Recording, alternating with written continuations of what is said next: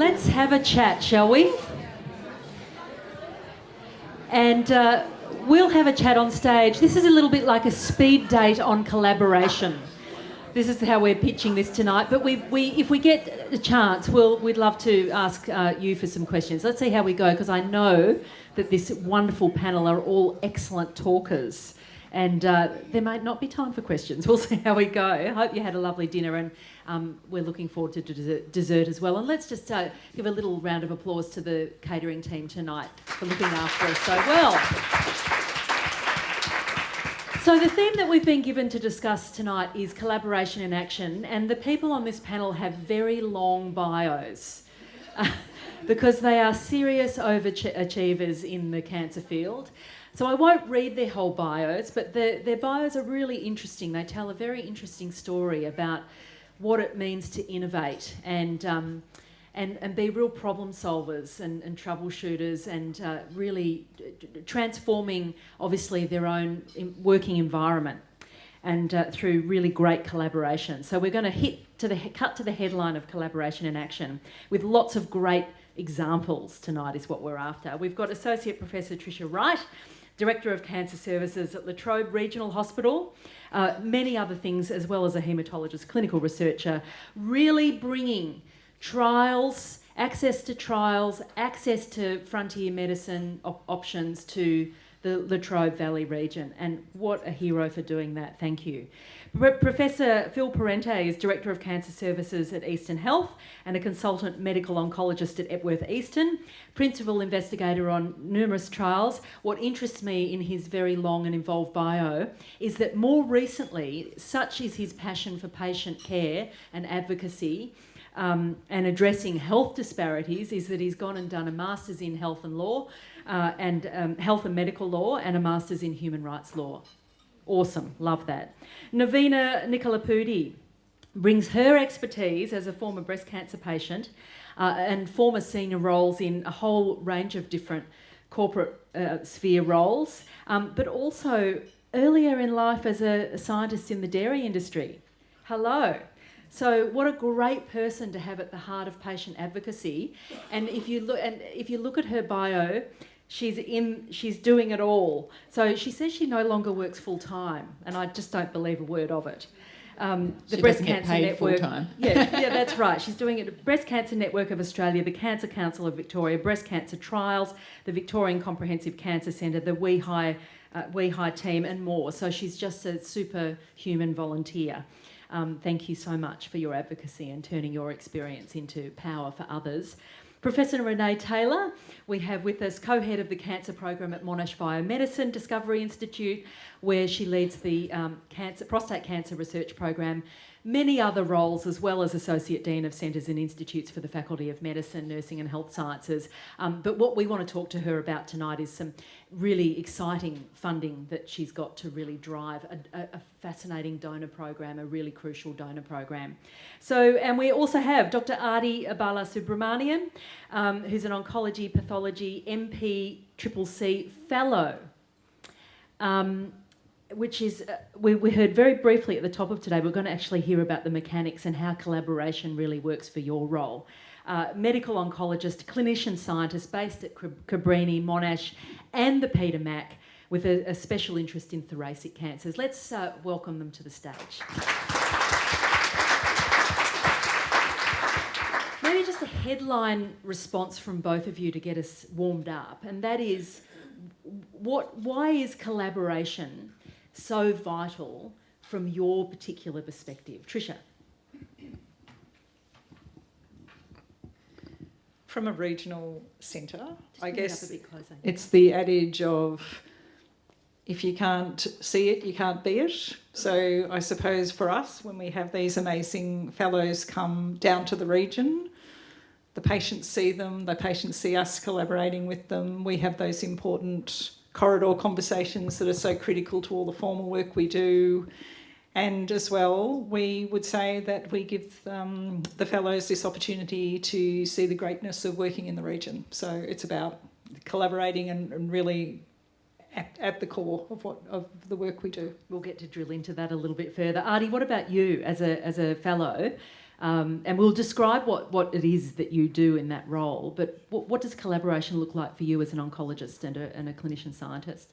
I guess as an early career researcher and as a fellow, you quickly realise that the fight against cancer is on multiple fronts. And I think the beauty of this MPCCC and collaboration that is associated with this is very much that you really are able to go from the bedside to the bench and back to the bedside. So you get the patient story, you can collaborate with world-class scientists and clinicians across the precinct and really improve patient outcomes at scale. And you're collaborating with your patients as well. Absolutely. Mm. What about you, Navina? What does collaboration mean to you? Why is it so vital? I think collaboration is vital from a consumer or patient's perspective because we challenge unconscious bias, and I think by doing that we reduce unintended harm. Articulate that a bit more for us. For example, just recently I was reviewing a trial and it talked about omitting one of the types of treatments for this breast cancer cohort after a pathological complete response. But they said it was for only over 50s. And so I put my hand up and I said, why, if you have a pathological complete response, which means the cancer is gone, why is it only for over 50s? And the response was that Australian and Canadian trials are still hung up about age, whereas American trials often have anything, they say 18 plus. So all of a sudden we've got people who are 49 years old and under who cannot participate in this trial just because of some arbitrary number that somebody's plucked out of thin air. And so collaboration with you, particularly with a patient advocate, shifts the conversation. Yeah. And I have numerous examples. Oh, I can't wait to hear some of them. Excellent. Please come forth. Renee Taylor, what about you? So thanks, Adi, for introducing the bench. So I'm trained as a bench scientist, and I would say life would be pretty boring if I kept my eyes on the bench only. Everything we do in the lab is based on what the patients need and the clinicians need. So to understand those, I have to talk to patients and clinicians, and when we know what the right questions are, we can go away to the bench to find the answers. So I would be, my career is much more enriched by the collaboration and knowing what the patient-centred need is to focus our bench experiments. Phil, collaboration, it's at the heart of what you do. Why?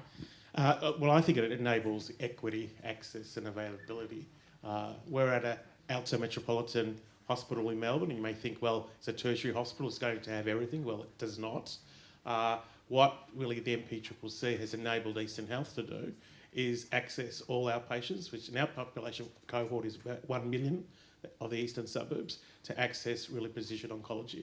And what that's translated to as a standard of care, every new patient will have genetic testing enabled through the program to see exactly as Adi has described what is the best treatment available and enhancing outcomes. And I'll give you a real life example. I'm on ward service today. 60-year-old lady has been admitted last night with widespread cancer. There's no source of the cancer, there's no primary.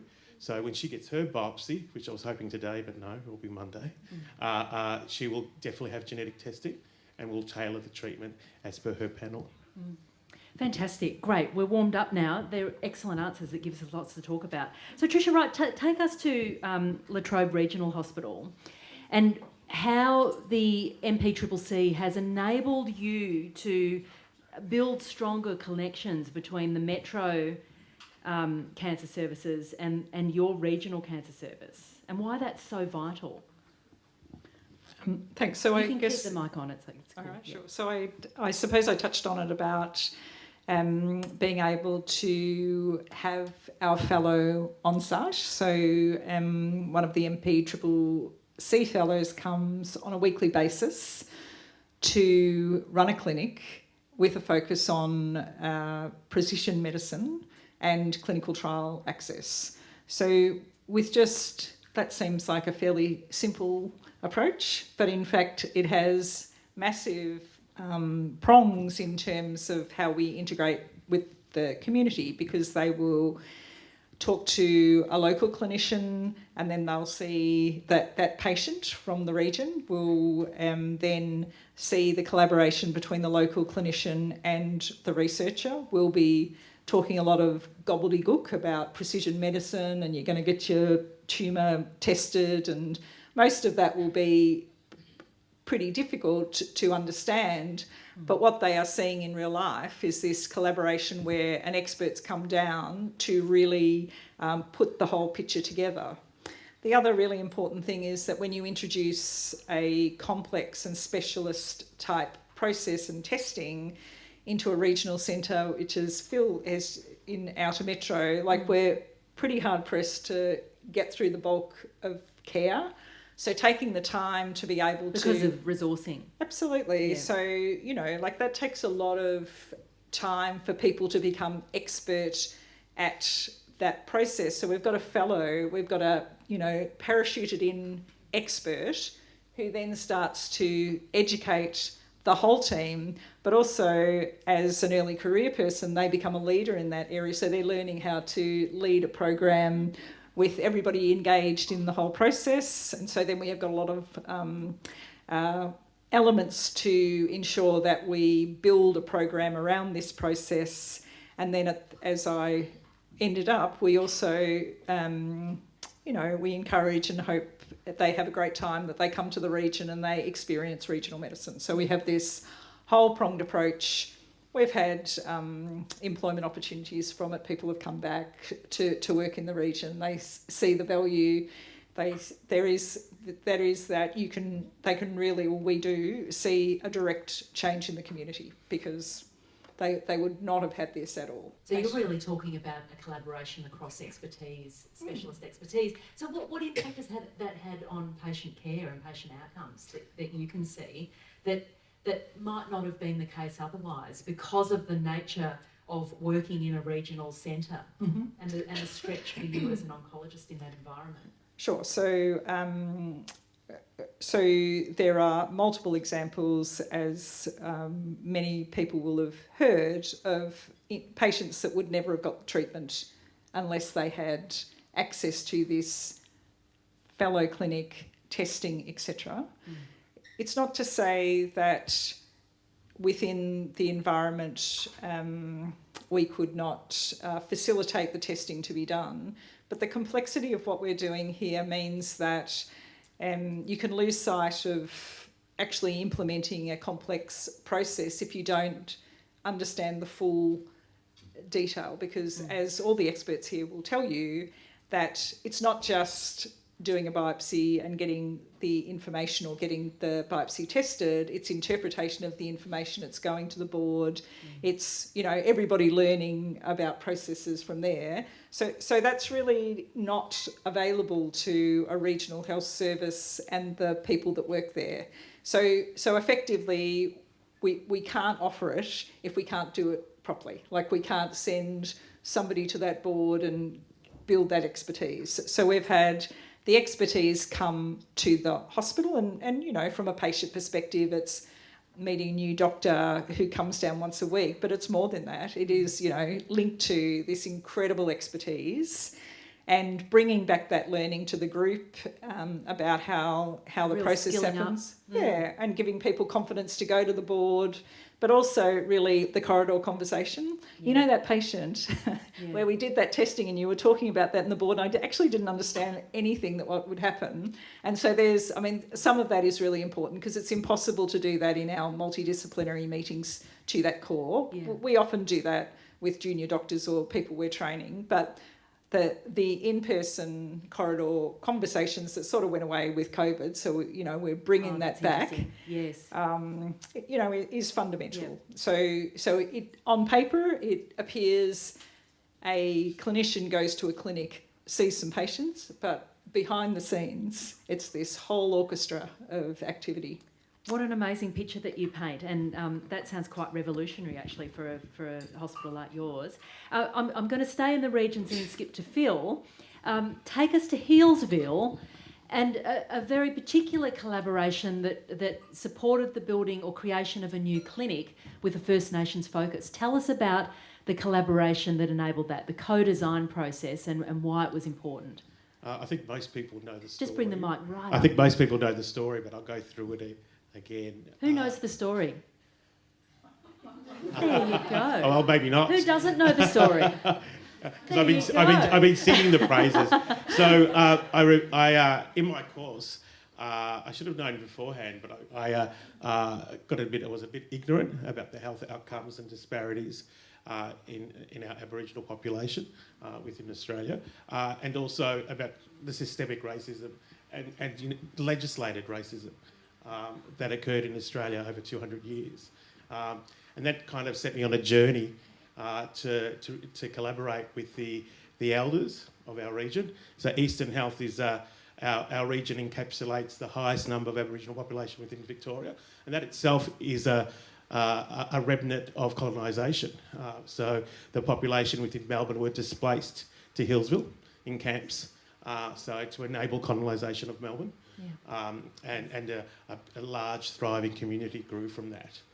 Which still exists today. So their connection to country is something that me as a non-Aboriginal I can't understand, but there's connection to gum trees, connection to the waterways, and they really want to.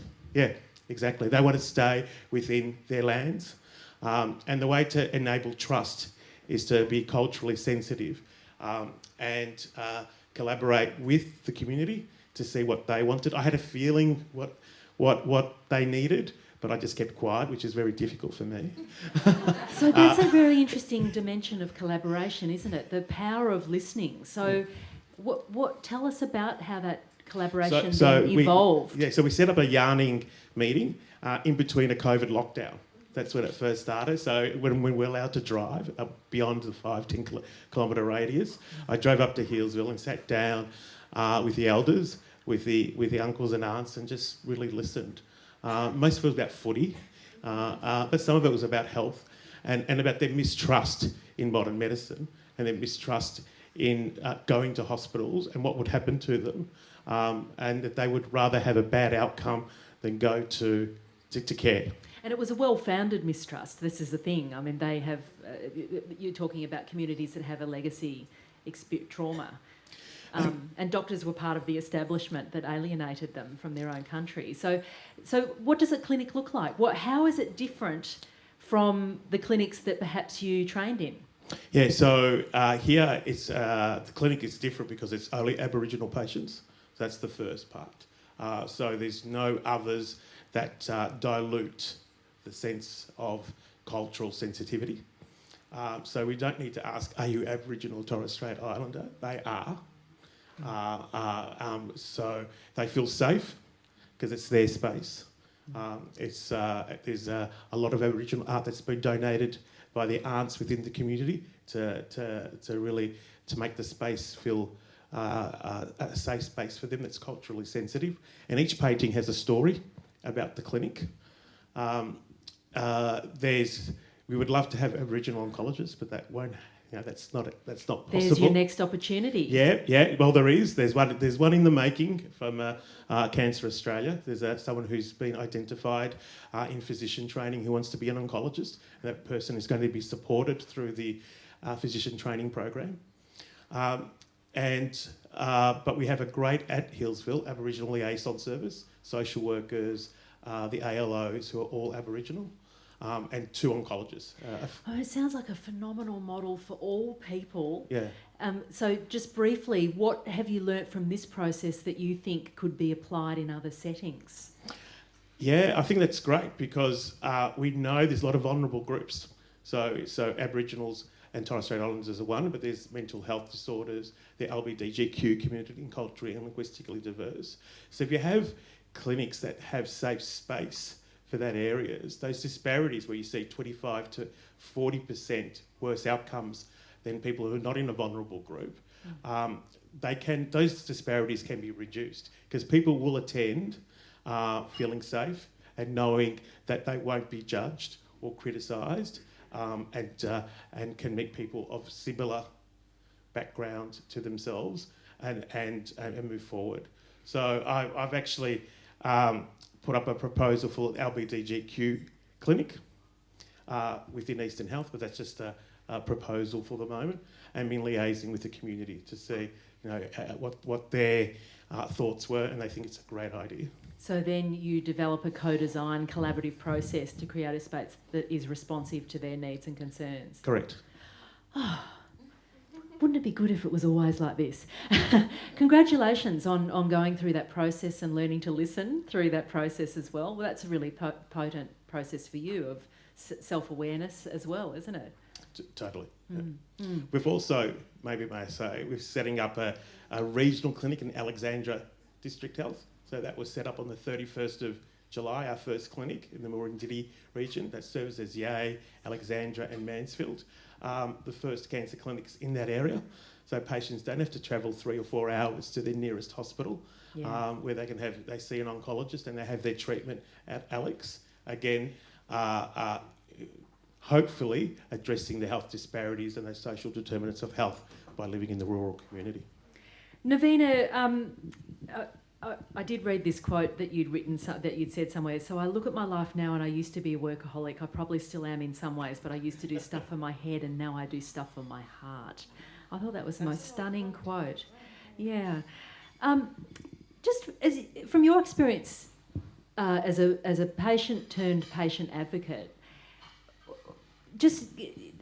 it's very interesting being a cancer patient, isn't it? Because you are the embodiment of often sometimes failed collaboration, aren't you? In other words, you see the silos that can manifest in cancer care more clearly than those who are actually delivering the care. I mean, Yep. I mean, it's always easier for the people who are outside rather than the ones who are in it, because you're in the weeds and you're in the, you can't see the forest for the trees. But, I mean, my very first experience was the fact that it took a private hospital 3 weeks to come back to me because the fax machine was broken. Oh. And I was reading recently, I think the biggest user of fax machines on the planet now are healthcare professionals. And it happened to me another time as well, and I was cursing faxes for the rest of my life. But this is only 2014. Yes, it's 2014, yeah. Yeah, right. And even in 2025, we still use fax machines because apparently they're more secure than email, except somebody walking past can. Yeah. Anyway, so yeah, no, I mean, I spent my life in strategy and process improvement, and then one day, my career was no longer because the chemotherapy I was given damaged my nerves, and which led to chronic pain, which has meant that I had to retire at the age of 40. Wow. So I'd spent 20 years climbing the ladder, and that was the end. And I thought, I have this lived experience, I have this professional experience, like what can I do with it?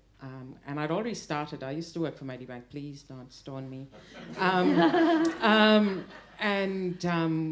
In the time between going on medical leave and then trying to go back to work and being unsuccessful at that, I got the opportunity to go in and speak with management and a brand new CEO. And so the top 50 were sitting there, and I go in and I'm talking about my breasts, and then I talk about the fact that as a consumer, as their customer, I had no reason to be loyal to them, except for the fact that I worked for them and I got a damn good discount. And out of that, we created a concierge program. For every Medibank member who gets diagnosed with breast cancer, they get an outbound call from either a social worker or a nurse. And that kind of planted the seed in my head, and I went, ooh, I can use this for something. And the biggest part of me is, I've always, I used my brain for so many years, and it used to operate at a level it doesn't anymore, but I couldn't let it die. I couldn't let it go. I couldn't just sit there at home, watch TV and read some books and, potter in the garden. No. And so for me, the best way of utilizing it was to do this sort of work. So what sort of collaborations have you seen successfully centre the patient experience or listen to the patient experience with outcomes that you think are positive? Like, what collaborations matter, do you think, from the patient perspective? I have a radical idea. Oh, I love And those. since we've got a Bring it on. room full of, of ears. This is your stage. I know it is. Like, these guys can disappear. I'll just keep talking. We have multidisciplinary teams, and we constantly talk about how, Professor Mitchell was listing the different people who are in the room. The person who's not in there is the consumer. And it's not the patient. I'm not talking about the patient being in on their own care from that perspective. I'm talking about someone who can advocate on their behalf, because the people who know what it feels like are the patients and the consumers. And what we have done over the years, and I'll talk about breast cancer, we have gone from having no treatments to having a plethora. And right now we throw the kitchen sink at people. And we were talking about precision oncology earlier. Now, in my case, with my particular subtype, the treatment I was given was appropriate, but it caused damage. And it caused damage at the age of 40. And if I live to the age of 86, which is the average Australian woman's lifespan, that's 46 years I have to live permanently disabled. Because I was treated. I was given a treatment. But the treatment in the case of cancers is so debilitating that nobody ever walks away unscathed. And so how do we make sure that doctors aren't sitting there and they're conservative? And I applaud them for that. You want to save their life. Great. But you sit in that room and they're going, I don't think the patient wants to take any risks, so we're going to give them the whole lot. And the patient is going, if you told me that I'd be disabled, or I had the chance of being disabled, it's no guarantee, I might not choose to have that treatment, and it might be appropriate in my case. And so I feel that we are there, but not quite there with collaboration, because we're missing a key voice in the room. So what would an authentic and effective collaboration look like with patient advocates, do you think? At what stage? What sorts of conversations? Just briefly. I think when people are talking about treatment plans, there's an option. When you're talking about developing services, as Phil was mentioning, he co-created it with a bunch of consumers.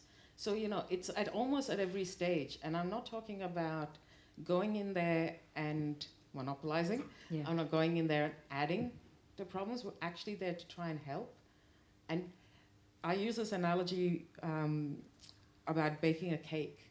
And, don't come to me with the finished cake and ask me if I like the flavor. Get me involved when you're developing the recipe, because I might tell you that chocolate's better than vanilla. And it will save you a lot of rework. Yeah, so earlier in the process, of every process, find a way for a patient voice to be heard.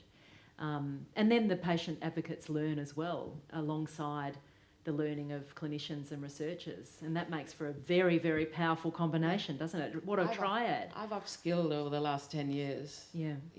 Because of the type of advocacy I do. I work with trials, I work with basic scientists, I work with translational scientists, I work with Phil at Eastern Health. Who has a category all to himself. He's madly Absolutely. taking notes as you speak, I notice, because he's learnt. Scientists, Let me doctors, come- and Phil. Let me come now. So, be upskilled. Thank you so much. And let me come to Adi now. MPCCC Fellow, tell me about the way in which collaboration is absolutely vital in this role. And have you had any surprises as you've taken up this role? Tell me about the setting you work in and what it's like for you. I've asked you about 55 questions in one there. Let's launch and see where it takes us. It's very hard acts to follow, but I think from the point of view of the MPCCC role as a fellow. And maybe just explain a little bit about how the fellow yeah. works. Yeah. So essentially, I'm an MPCCC fellow for Monash Health, and there are MPCCC fellows across every hospital and health service. We are early career clinicians and researchers, and essentially as early career clinician researchers, we are all passionate about using precision medicine or personalized medicine to really, translate some of the findings we see in the clinic and back to the lab and back. And I think what's really nice, and I'll answer the last question first, the thing that I've been really surprised coming into this, I also work at Peter Mac with a clinic, and I also, my major role is with Monash Health. And Monash Health is such a large, diverse patient population. I must, on any one given clinic day, we need interpreters for about 40 to 50%, or 30 to 50% of our patients, particularly in lung cancer. And so there are real equity issues, and also language barriers and so on and so forth. Not just from the point of view of their background, but also their distance. What I've found incredibly rewarding from this role is the speed and the high throughput nature that we're able to achieve from the sequencing, asking the right questions. And I think that's incredibly important. The patient story is very important, and married with that is asking the right questions. And it's that collaboration with co-fellows across the different health services, the molecular tumor board chairs, so I see them around sitting here. And it's really, and that includes the clinicians, but also the scientists. And it's really making sure that whatever decision we take is, one, in the patient's best interest, two, it's available, either via a clinical trial or compassionate access program, and three, it's not going to do more harm than good. Because as by nature as clinicians, we are impatient, and we always want answers and solutions, and we've seen some of the side effects of that already. And I think having this high throughput, rapid collaboration where we're able to analyze these sequencing reports, talk a bit about the functional implications for each patient, not just from, okay, this is a genetic mutation here. It's actually, well, this is a genetic mutation. What is its relevance in the context of the broader picture, whether it's be this patient's social status, their comorbidities, or their other genomic findings. And I think that the ability to do that and really capture patients from a diverse socioeconomic background, whether it's First Nations patients, or from, in particular, to Monash is diverse cultural backgrounds. I think that's something that actually gives me a lot of satisfaction from the role. And on a final note, I think, as a clinician and a researcher, one of the things when you're a researcher, and Renee can speak to more of this, as a clinician sometimes as well, is that sometimes you get so carried away with what you're doing and the existential nature of some of the research you're doing. Is this going to translate to anything tangible or not? And in this role, and I think I've mentioned to my head of unit, Iwan, many times, it really gives you a sense of purpose, because the people you work with, the role that you have, actually all you want is what can we do for the patient? And it takes you out of yourself. And I find that working with such a like-minded community, especially in a space like Australia where this is novel and unique, it's actually both a source of great personal and professional satisfaction. That's amazing, isn't it? And does it change the way you do your research as well? Yeah, absolutely. I mean, I think, firstly, we learn so much from the molecular pathologists, the scientists, the patients. And so, coming back to that first point, it's about refining that question, making sure that we don't have any blind spots or biases that are contributing to it. And I think that has actually made me a better clinician researcher, and I hope that will continue going forward.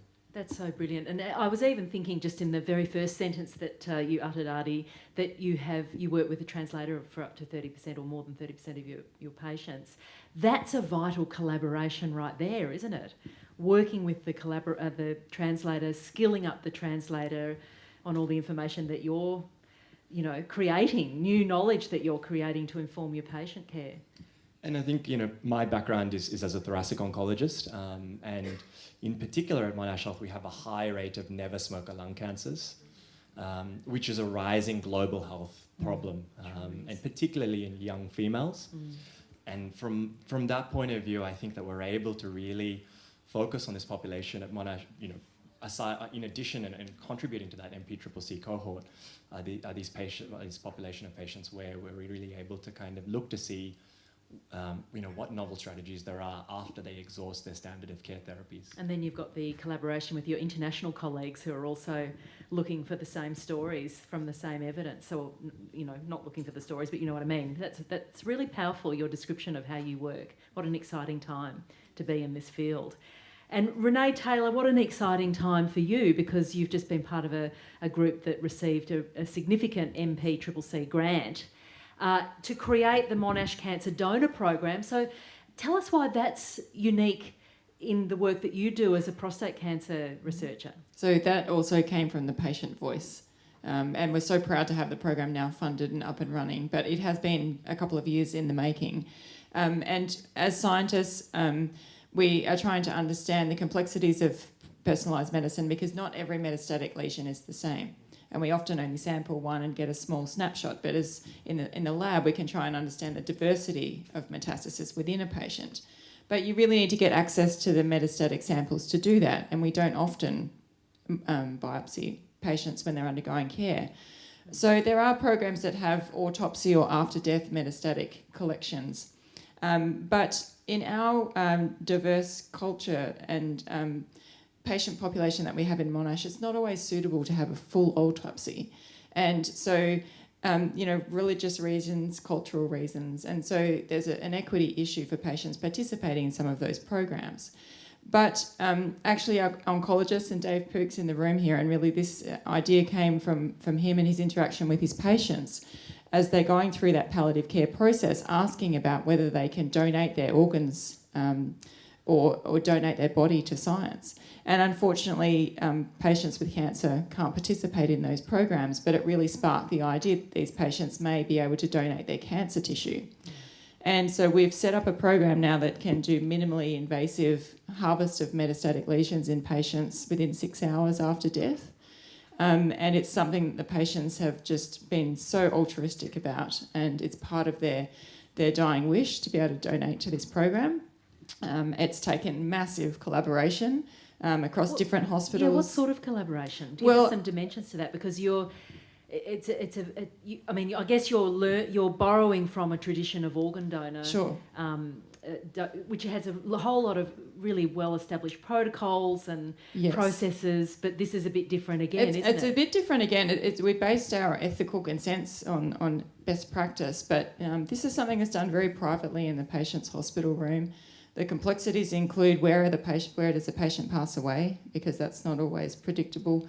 When is that likely to happen, and which allied health people are there to support that process. I know one day Dave was on his bike 17 kilometres away from home when he got that phone call, and he rode home as fast as he could and made it there. But it's not just him, it's our clinical coordinators, our lab staff come in. There's a team of about 6 people required when those tissues are harvested. But the beauty is they come back to the lab, and we have a rich resource of growing tumours in the lab. And so we've now created resources from all of those tumours that we can use in our lab, but also share with other people interested in doing metastatic studies. And then what then? What's the collaboration that follows from the offering of these cells? So then it can go really bench to bedside, because now we have these living cells in the lab and they come from the diverse tumours.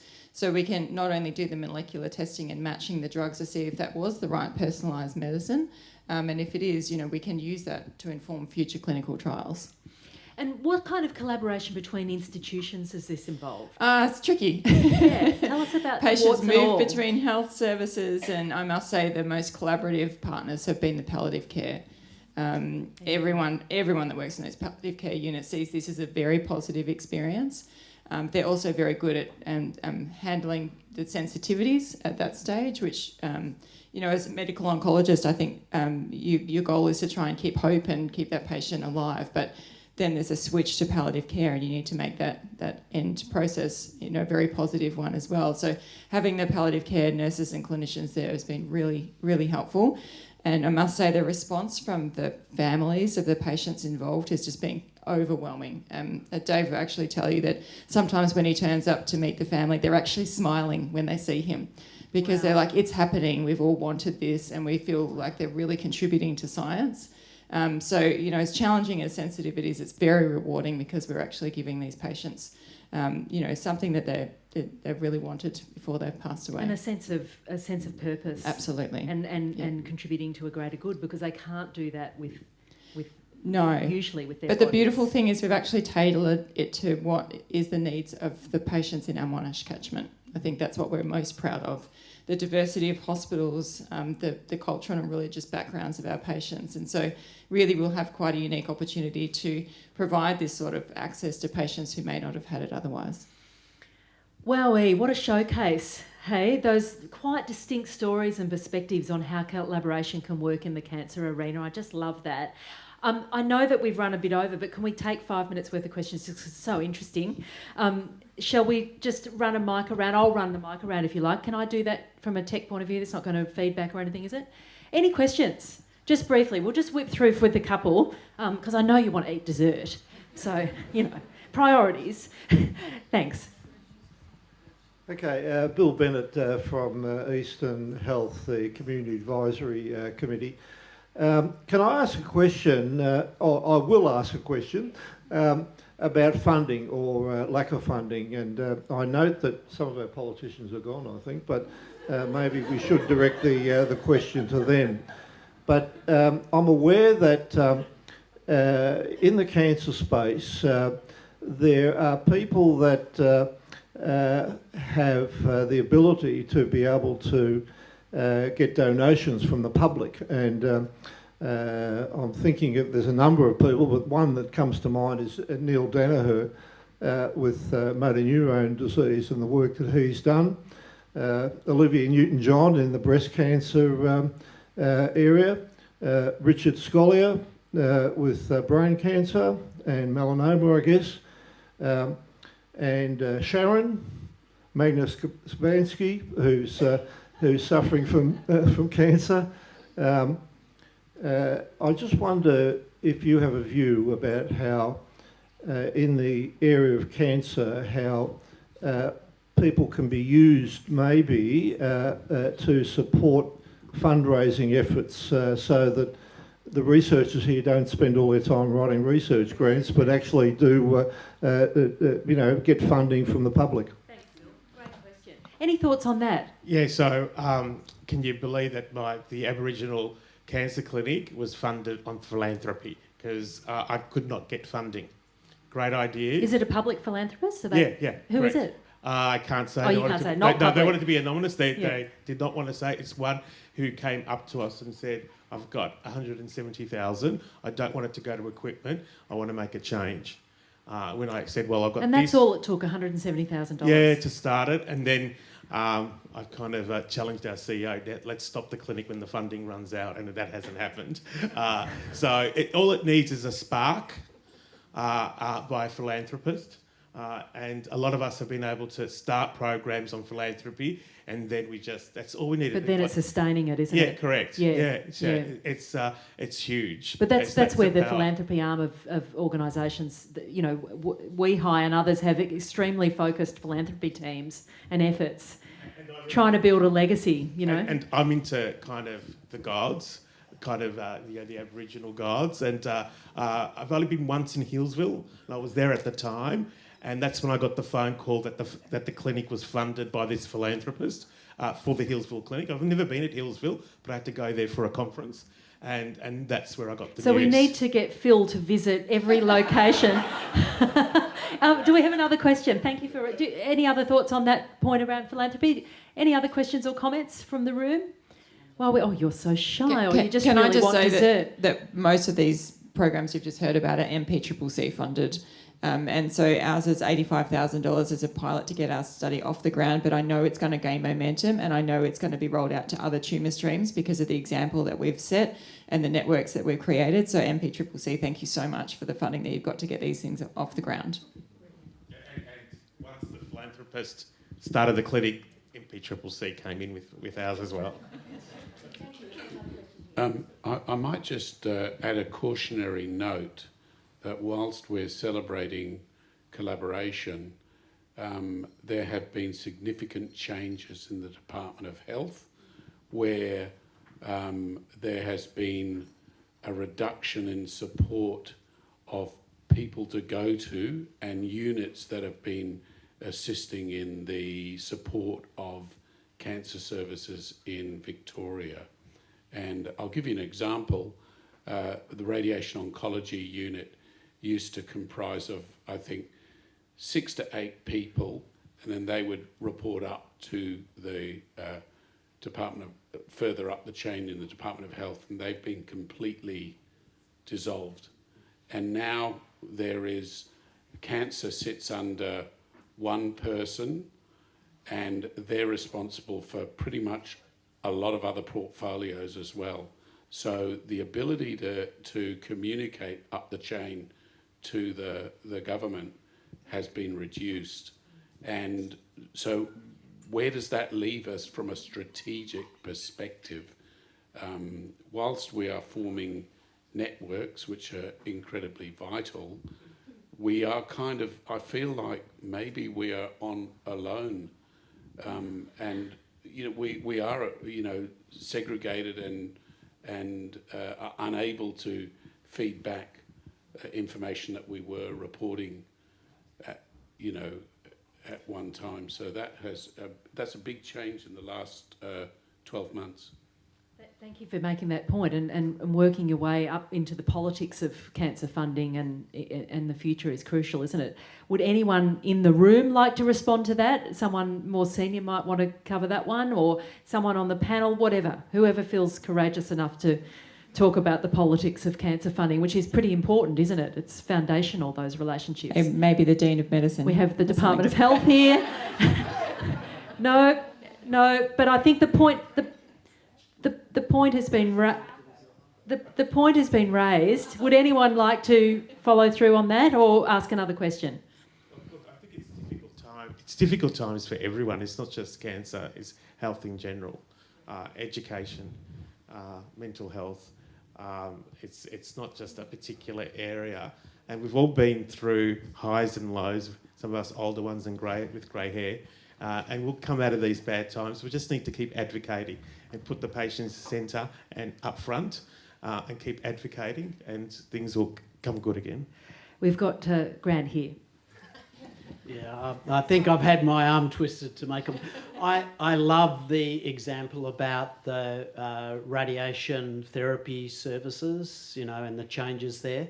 So one of the problems that we have in cancer systems generally, including in Victoria, is care is complicated and it needs coordination. Now, MPCCC have done this great job with this innovation in personalised medicine, and that's just fantastic. But probably other areas of cancer care, actually the coordination of radiotherapy services across the state was an outstanding example of success.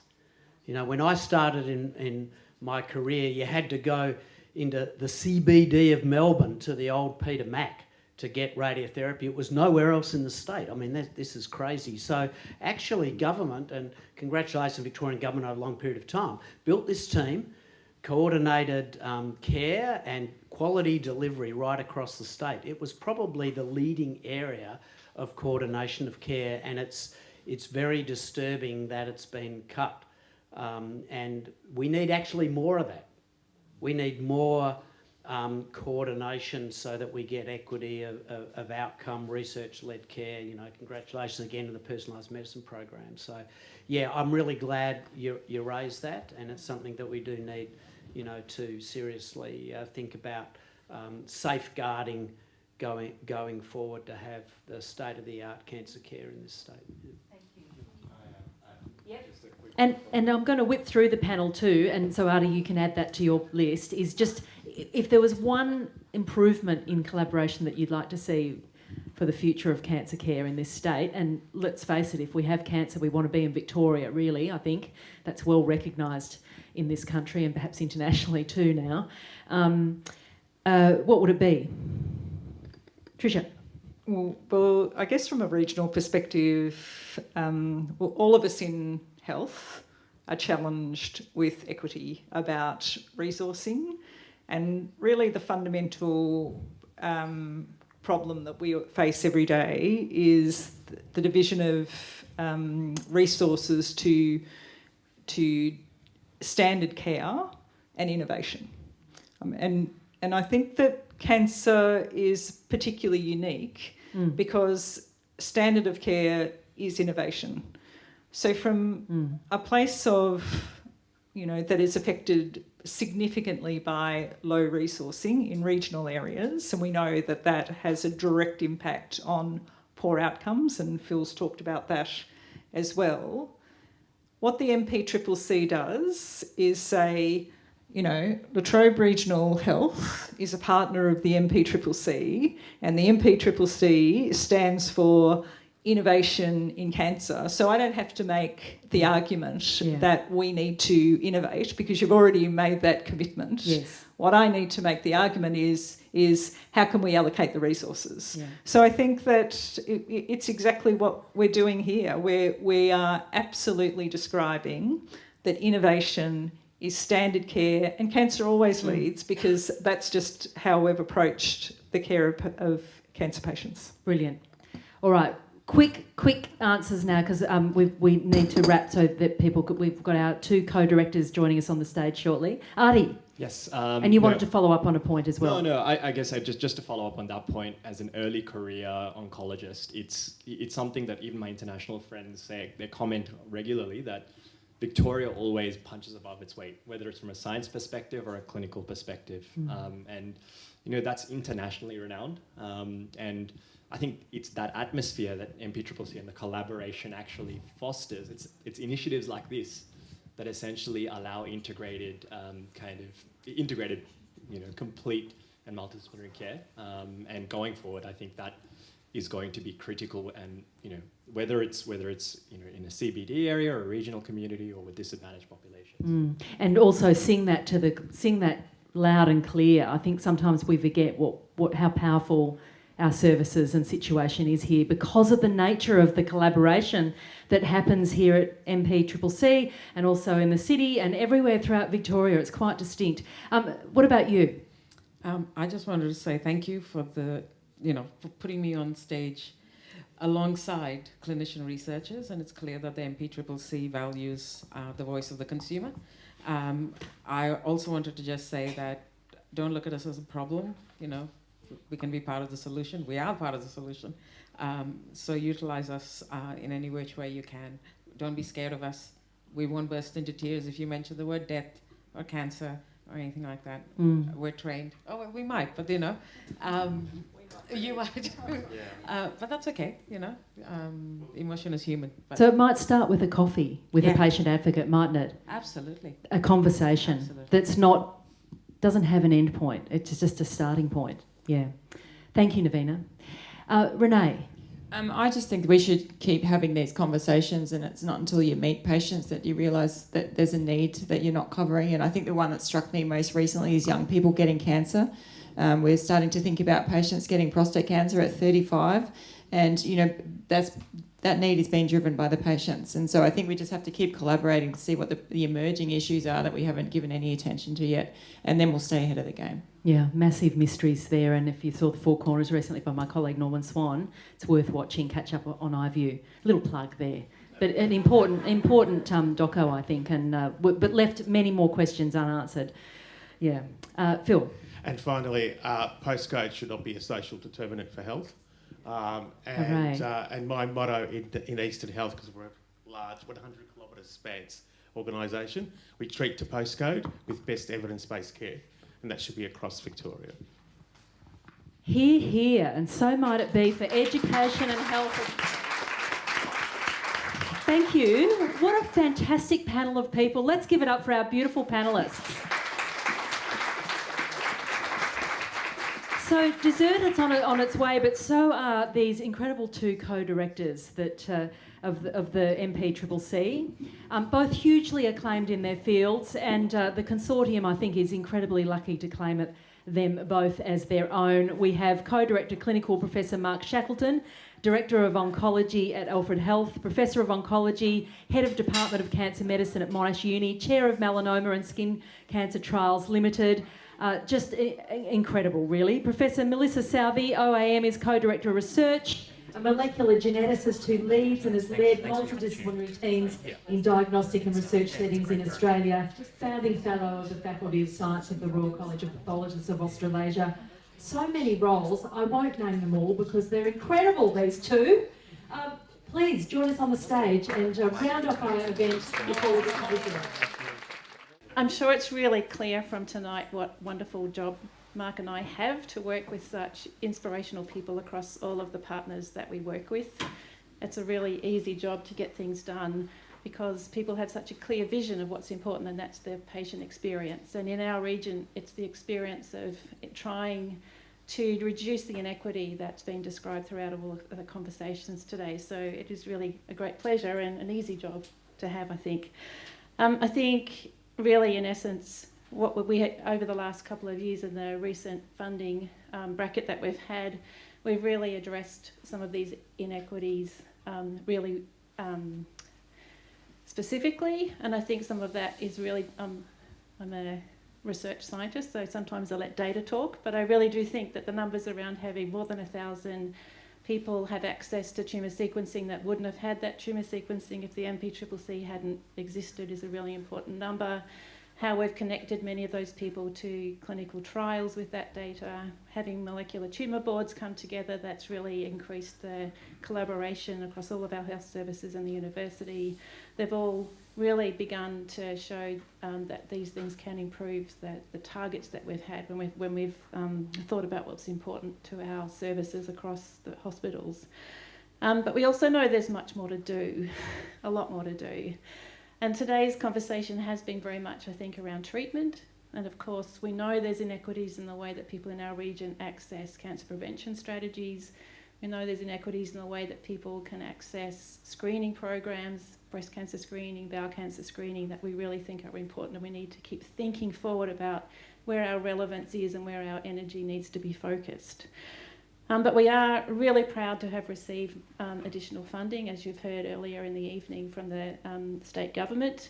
That has really been a invigorating experience to think that we can think forward into these additional activities that we would really like to do. But of course, this is done together, so I feel very much standing here, it is a we, all of us in the room, have to think hard about how to best use this really valuable resource in the fiscal environment that's just been described.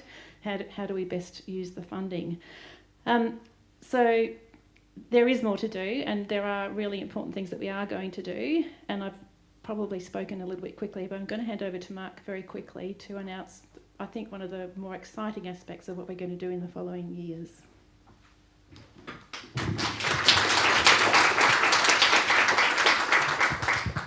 Thanks very much, Melissa. I have to squat down a little bit, sorry. Pull it out, there we go. Thanks again, Melissa. It's, as I said, we're very excited to be awarded ongoing funding, in fact increased funding in the most recent state budget. And in true MPCCC style, as soon as the money comes into us, we're looking forward to sending it out to our partners, and really excited to be welcoming 2 new partners into the network. You've already heard a fair bit about one of the partners, Trish Wright, the head of medical services and a cancer leader at La Trobe Health. So Trish's service has been receiving support from MPCCC sort of vicariously via one of the metro hospitals. But it's only been part-time support, and it's certainly been great. I know Trish, and definitely better than nothing. But we're really excited to be able to now offer La Trobe Regional Health Service a full-time MPCCC a precision oncology fellow. So wonderful. So rather than a partner, we're going to actually now expect a lot of things from you in return.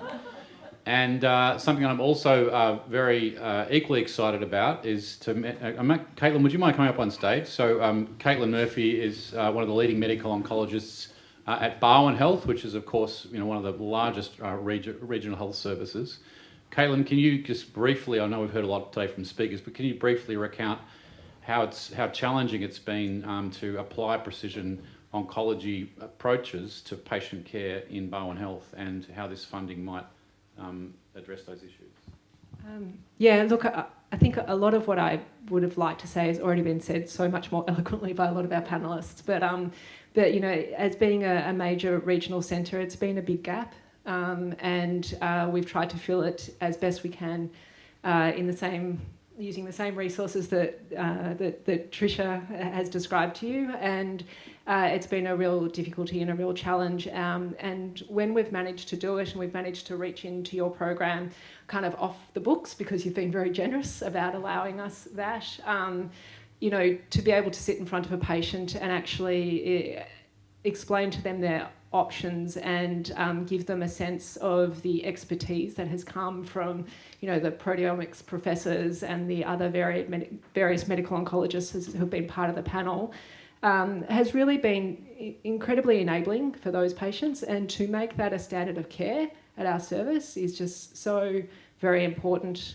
I think it will make very pragmatic. It's a very pragmatic program, and there will be very demonstrable gains in terms of the patients in our region who will be able to access clinical trials. It will support our early phase clinical trial program. And I think that there is just so much to be gained here. Thanks very much, Kate. So if you didn't realise, Barwon Health is also the other recipient of the second MPCC Precision Oncology Proposition. And from our point of view, we feel like this is really just the beginning of this outreach. The network has obviously started under the Monash University Health Service affiliate umbrella, but really the model is very reproducible and roll-outable. And it's great to now have La Trobe and Barwon as partners. But there are other regional health services and indeed other metro services that I know are crying out for this sort of support. And have real needs from their patients specifically, but also for the development and support of their workforces. And we're looking forward to increasing those partnerships going forward. Sophie and Mel, let's work together to try and achieve that. Okay, so I'll really get out of the way of you and your dessert now. Just for some very quick final thank yous. So particularly to Eden and Michael, our MPs. Who attended this morning. I don't know if they're still here now, I can't see them. But thank you very much for coming, wherever you are. Particularly to also Sophie Broughton and Mel Hibbins from the Department of Health. You guys have been incredibly staunch supporters of this project for many, many years now. And, congratulations to you also for the budget outcome that we had earlier this year, because that's substantially been your work and support that led to that.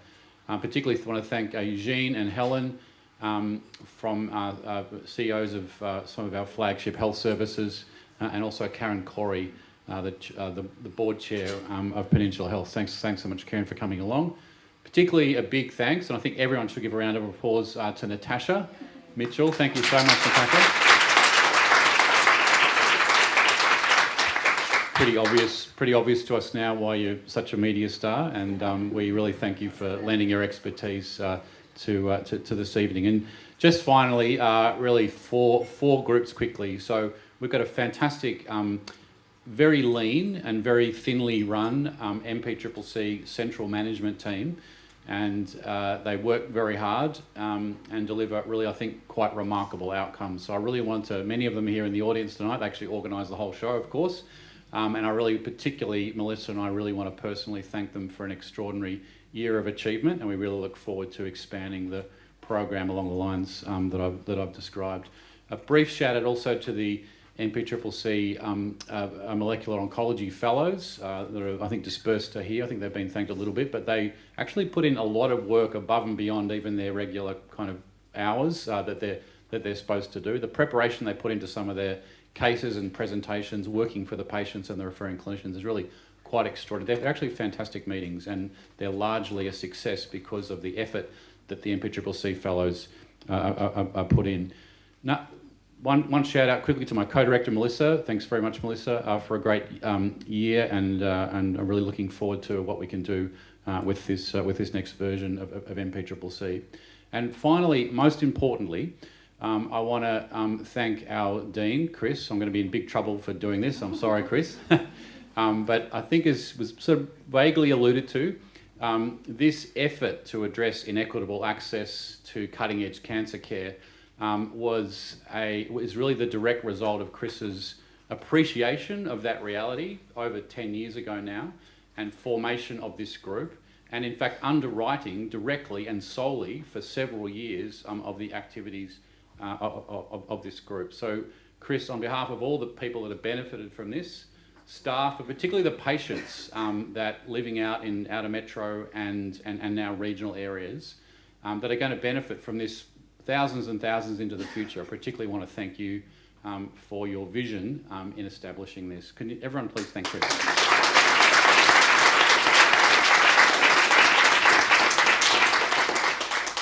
That's definitely enough from me. Enjoy your dessert. Please have a safe drive home, and I wish you all the best for the rest of the year. Thank you.